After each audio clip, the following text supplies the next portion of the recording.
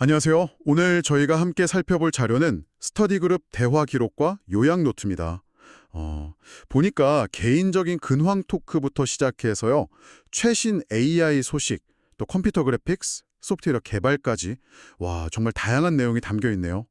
저희 목표는 이 많은 정보 속에서 여러분께 가장 흥미롭고 또 유용한 핵심, 그 알맹이를 쏙쏙 뽑아 전해드리는 겁니다. 자, 그럼 한번 자세히 들여다볼까요? 네, 처음에는 정말 공감 가는 개인적인 이야기들이 많더라고요. 치통 때문에 식사도 제대로 못 하시고 힘들어 하셨던 거라든지, 그리고 지갑 분실해서 투표를 못 하게 된 좀 난감한 상황도 있었고요. 뭐 온라인 증명서 발급 같은 걸로 해결해 보려고 애쓰셨던 것 같고요. 네, 이런 걸 보면 우리가 일상 시스템에 참 많이 의존하고 있구나 새삼 느끼게 되죠. 그런데 흥미로운 건 이런 시스템이 기술적인 문제, 특히 보안 문제에 부딪혔을 때 얘기예요. 그 메모에 보니까 한 협력사가 랜섬웨어 공격을 받았다고 하던데요. 낡은 시스템이랑 좀 낮은 보안의식 때문이었다고요. 네, 맞아요. 특히 제조업 같은 분야에서 IT 인프라가 좀 취약할 수 있다는 걸 보여주는 현실적인 사례죠. 클라우드 시스템은 그래도 비교적 안전했다고 하니 그나마 다행이네요. 네. 여기서 이제 AI의 역할이 중요해지는 것 같아요. 예전엔 문제 해결에 쓰였다면 이제는 예방이나 자동화에 아주 깊숙이 들어와 있거든요. 예를 들면 메타 같은 경우는요. 앱 업데이트하기 전에 위험성 평가를 하잖아요. 그 90%를 AI가 자동화로 처리한다고 합니다. 와, 90%나요? 그건 정말 놀라운데요? 네. 이게 그냥 이론이 아니라 실제 운영에 AI가 핵심 역할을 하고 있다는 거죠. 골프장 사례도 좀 흥미로웠어요. 한 2, 300만 원 정도 하는 AI 캐디가 등장했다는 건데요. 이게 단순히 정보만 주는 게 아니라 사람 캐디가 하던 그 조언이나 연결 역할을 AI가 대체할 수도 있다는 가능성을 보여주는 거죠. 그러니까 단순 반복 업무가 아니라 그 중간다리 역할, 어떤 가치를 제공하는 부분까지 AI가 들어올 수 있다. 뭐 이런 관점이군요. 그렇죠. 이런 기술 발전은 우리가 보는 화면, 뭐 게임이나 3D 영상 같은 디지털 세상에도 그대로 적용되겠죠. 그 물체들이 어떻게 그렇게 진짜처럼 보이는 걸까요? 네. 그게 바로 쉐이딩이랑 렌더링 기술 덕분입니다. 크게 보면 두 가지 방식이 있어요. 하나는 레스터와어인데요. 이건 뭐랄까 3D 모델, 그러니까 여러 삼각형 조각으로 된 설계도를 화면의 작은 점들, 픽셀로 바꾸는 거예요. 그 다음에 색을 입히는 거죠. 픽셀 단위로 변환해서 색칠한다? 네, 속도는 굉장히 빨라요. 그런데 이제 빛이 실제로 어떻게 반사되고 그림자 지는지 이런 복잡한 물리 계산을 막 하는 건 아니라서요. 아주 현실적인 빛 표현에는 좀 한계가 있죠. 속도를 얻는 대신 현실감은 약간 포기하는 방식이군요. 그럼 다른 방식은 뭔가요? 다른 하나는 레이 트레이싱입니다. 이건 좀 다른데요. 화면의 각 픽셀에서 가상의 빛, 광선을 거꾸로 쏘는 거예요.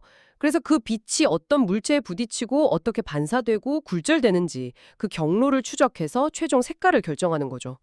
훨씬 사실적인 표현이 가능해요. 그림자나 반사 같은 거요. 오, 훨씬 사실적이다. 그런데 그만큼 계산할 게 엄청 많겠는데요. 맞습니다. 계산량이 정말 어마어마하죠. 그래서 예전에 실시간 처리가 어려웠어요. 그럼 게임 다킴계는 어떻게 쓰는 거죠?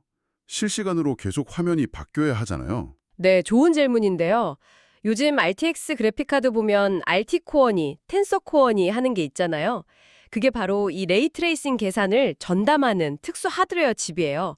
이것 덕분에 실시간 처리가 가능해진 거죠. 하드웨어가 도와주는 거군요. 네, 거기다 AI 기술까지 더해져서 성능을 더 끌어올려요. 예를 들어서 일단 낮은 해상도로 빠르게 그린 다음에 AI가 똑똑하게 빈틈을 메워서 고해상도처럼 보이게 만들거나 업스케일링, 아니면 화면에 자글거리는 노이즈를 AI가 깔끔하게 없애주는 식으로요. 그래서 요즘엔 사실 레스터화랑 레이트레이싱을 막 섞었어요. 영리하게 조합해서 속도랑 현실감 둘 다 잡으려는 거죠. 와, 하드웨어랑 AI가 정말 열리라는군요. 그럼 그 3D 물체 표면에 옷 주름이라든지 벽돌 무늬 같은 그런 질감 있잖아요. 그건 어떻게 입히는 거예요? 이것도 무슨 기술이 있나요? 네. 그것도 아주 중요한 기술이죠. 텍스처링이랑 UV 매핑이라는 건데요. 텍스처링, UV 매핑? 네. 비유하자면 3D 모델이라는 마네킹의 2D 이미지, 즉 텍스처라는 옷감을 입히는 과정이에요. 아, 옷감이요? 네. 근데 그냥 막 입히는 게 아니고요. UV 맵이라는 게 필요해요. 이게 뭐냐면 3D 모델의 표면을 쫙 펼쳐놓은 2D 전개도 같은 거예요. 옷 만들 때 쓰는 옷본이랑 비슷하죠. 아, 3D 모델의 옷본이라니 비유가 확 와닿네요. 그렇죠. 그 옷본 위에다가 우리가 준비한 텍스처 이미지, 옷감을 잘 맞춰서 붙이면 그게 3D 모델에 즉 맞게 입혀지는 거죠. 이것도 사실 완벽하게 똑같이 복제한다기보다는 가장 효율적으로 비슷하게 보이도록 만드는 근사치를 찾는 과정이에요. 특히 게임처럼 실시간 렌더링이 중요한 분야에서는 필수적인 최적화 기법이죠. 그렇군요. 결국 효율성이 중요하네요. 이런 효율성이나 구조화는 소프트웨어 개발에서도 마찬가지일 것 같아요. 그 노트에 플러터로 버튼 디자인 관리했던 얘기도 있었잖아요. 네, 맞아요. 플러터, 그 구글에서 만든 앱 개발 도구죠.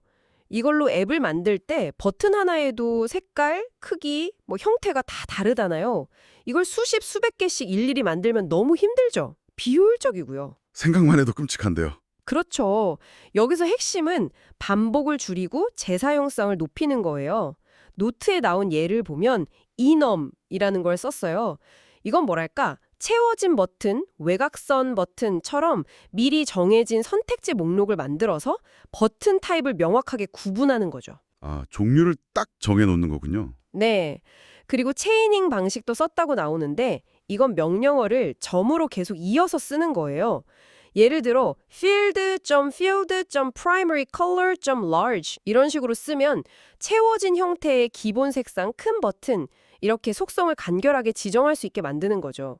코드가 훨씬 깔끔해지고요. 오, 뭔가 무르르듯이 코드를 짜는 느낌인데요. 맞아요.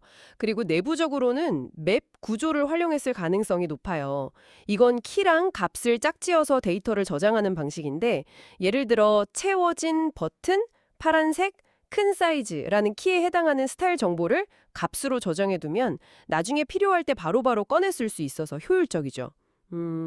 복잡한 문제를 잘게 나누고 또 그걸 체계적으로 관리하는 설계의 지혜가 엿보이는 사례네요. 네. 오늘 이야기들을 쭉 정리해보면요. AI는 이제 보안 위협 대응 같은 것부터 시작해서 일자리 변화까지 우리 삶 정말 곳곳에 깊숙이 영향을 미치고 있다는 점, 그리고 우리가 평소에 즐기는 화려한 게임이나 영상 뒤에는 레스터화, 레이트레이싱, UV 매핑 같은 아주 영리하고 효율적인 기술들이 숨어 있다는 것. 마지막으로 복잡해 보이는 소프트웨어도 결국엔 잘게 나누고 구조화하는 그런 어떤 설계의 지혜를 통해 효율적으로 관리될 수 있다는 점을 다시 한번 확인할 수 있었습니다. 네, 그렇죠. 여기서 한 걸음 더 나아가서 이런 질문을 한번 던져보고 싶어요.